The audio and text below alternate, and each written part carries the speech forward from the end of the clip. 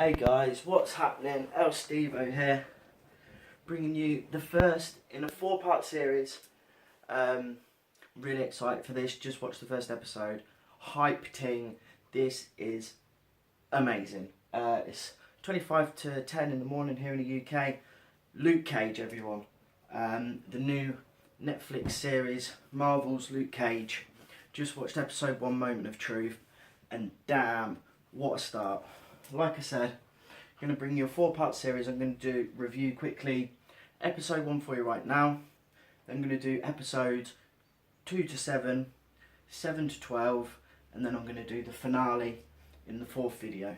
So, yeah, 4-part series. I'm going to release them all at the same time. So as soon as you watch this video, you can watch the next one, the next one, the next one. So as soon as you finish this series, you can see my review. Luke Cage, damn, Mike Colter playing Luke Cage, brilliant for the part. Obviously we pick up where we left off with him in Jessica Jones. She's mentioned at the start as the rebound girl. Obviously he still gets headaches from her shooting him in the throat. Now the scene's set pretty quickly in this show. The soundtrack is phenomenal. Obviously you got that hip hop vibe and the Ray Charles and like the funky bluesy vibe. It really sets the tone. Luke's working in a barber shop. Pretty formulaic thing for a kind of black casted show, but it works perfectly. He's in Harlem. He's not in Hell's Kitchen. He's hiding out. He's working 2 jobs in the barber shop, cleaning hair, brushing up hair and stuff, cleaning windows, and then at night time he works in one of Cottonmouth, who is played by Mahershala Ali. Cottonmouth, Mr. Stokes. He works in his club, and just on this night he just so happens to be working behind the bar. Now this first episode, Luke is he's trying to stay under the radar, be a good man. He's not getting into any trouble, but obviously with him being him, he is always kind of on the lookout for what he can see. Sorry guys, I've got my notes here, I've got my laptop, I've got episode 2 playing in the background. Basically, Cottonmouth is set up to be the bad guy of the series. He's running the club, he's in league with the governor, the councillor of Harlem. She's fronted a load of government money to help Cottonmouth rebuild his club. Cottonmouth does a deal with this other gangster. Basically 2 young kids, there's Shameik Smith, who he was in the barber shop at the start, and then there's his friend Chico. Basically them and this guy Dante, who works for Cottonmouth, they hijack this deal, steal all the money, and obviously Cottonmouth's irate about this. This episode was really just setting the scene for the whole series. It does it beautifully. Obviously it all goes a bit awry. Cottonmouth finds out about these 2 guys that have jacked his the police have got the weapons. These 2 guys are in a strip club spending all his money. Cottonmouth, he starts off as a pretty cool character. He's cutting a deal. Cottonmouth, he seems really relaxed and chilled. Once these 2 guys punk his money and his weapons and his deal, that's it. We start to see Cottonmouth kind of explode, really. A good metaphor for Cottonmouth, he is the biggest gangster in Harlem by a mile. He's got a massive portrait of Biggie in his office, Biggie Smalls, the rapper. And it's the one with Biggie wearing the crown. And there's one scene in this episode that really stood out for me, and that is Cottonmouth stood in front of the picture, and as he walks towards the camera, and he's got Shameik tied up, questioning him about the money. As he walks towards the camera, it looks like the crown, Biggie's crown, is resting on Cottonmouth's head. So at this point in time, Cottonmouth is the king of Harlem. But he answers to a guy called Diamondback. We get introduced to Theo Rossi playing Shades in this episode. Obviously Luke knows Shades from prison, so hopefully we'll get into a bit of that as well.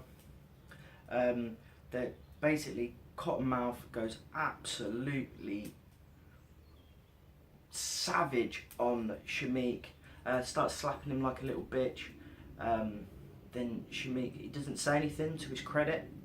Cottonmouth, he spits blood at Cottonmouth, gets blood all on his nice three-piece. And Cottonmouth says, right now I can finally hit you like a man. Throws him to the floor, bow, bow, fucking proper fucks him up, kills him obviously. He's got blood all over his face, and he comes up and you see the evil in his eyes, and that's set the scene for Cottonmouth of the series. He's going to be Luke Cage's #1 enemy. Obviously, right at the end of the episode there, some of Cottonmouth's goons are basically going into restaurants and demanding money for protection kind of thing, like how the old gangsters used to do it. And they just happen to be demanding money in the Chinese restaurant that is the owner's Luke Cage's landlady. Now, Luke Cage has had problems paying his rent because he works under the table, so they're not paying him. There's 5 guys trying to get money from this little Chinese woman, this little Chinese guy. Luke Cage sees what's happening, walks in. He says, "You're not going to do this, guys." And they were like, "What the hell are you going to do?" And this is where we finally get to see Luke Cage in action for the first time. It's pretty much the last scene of the episode. Big fat guy stands up, punches Luke Cage. We get a slow motion. His bone pops out of his wrist. Cage just stands there. Another guy stands up with a bat. Cage puts his arm up, smashes the bat. Another guy pulls a gun out, goes to shoot him in the hand, catches the bullet. The other guy, the ringleader, gets thrown into the wall, and then this fat guy just goes, "I don't even like these guys anyway." And that's it. Luke Cage. The woman tries to pay Cage, but he says he's not for hire. It was a badass scene to introduce Luke Cage. It was set with a hip hop rocky tone. The tone of this show is brilliant. It's got that thumping hip hop beat at times. At other times, it's got that blues and funk. In the club, there was a really good singer. It's just the tone of the Chio Coker, I think it is. And they said that this show was going to stand alone and really be an original. And from one episode, I can see that they've done a really good job. Let's just see if there's anything I've missed. Obviously, we talked about Diamondback. He seems to be the king of the streets. Above even Cottonmouth. Shades is working for him. Obviously, I've written here. Obviously, the scene with Biggie Smalls and the Crown. That was one of the best scenes I've written here. And that's got Stoke standing in front of it. Basically, he's in control of the whole of the drug trade in Harlem. And he's got his claws into the government because the councilwoman is his cousin. So she's basically screwed government money to help him start his business. Now he owes her money, but obviously Shamik, Chico, screwed him over, so they're going to get the consequences. Misty Knight, played by Simone Cook. She slept with Luke Cage at the start of the episode, but she's actually a cop. She's going to be trying to figure out what Cottonmouth's up to. What else have we got here? Yeah, pretty much what I've got here. I think the rest of this series, it promises a lot. The cast is fantastic. Obviously, with it being a Marvel show, the production values are fantastic. It's just all around great. I think this has got a chance. The next 12 episodes have got a chance to be really, really great television. And this is going to be a fantastic build towards Iron Fist, and obviously Luke Cage will be a brilliant part of the Defenders. It doesn't pop right out of the gate, but it builds nicely. I think it builds very, very nicely. It doesn't spend any time catching you up, so you need to have watched Jessica Jones to know who he is, know what he's about.